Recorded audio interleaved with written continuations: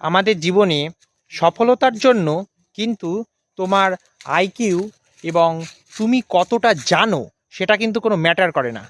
এটাই ম্যাটার করে যে তুমি কতটা জানার চেষ্টা করছো, তুমি কতটা শেখার চেষ্টা করছো।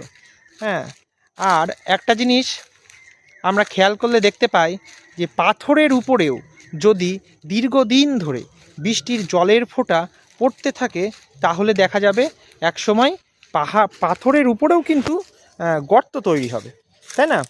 তো একই রকমভাবে যে স্কিলটা আমরা শিখতে চাইছি, আমরা যদি সেটা বারবার তার পিছনে অভ্যাস করতে থাকি, আমরা যদি এফর্ট দিতে থাকি, ঠিক আছে, যেটা একটা কথা আছে যে practice makes a perfect man, এটাকে কিন্তু আমাদের মনে রাখতে হবে।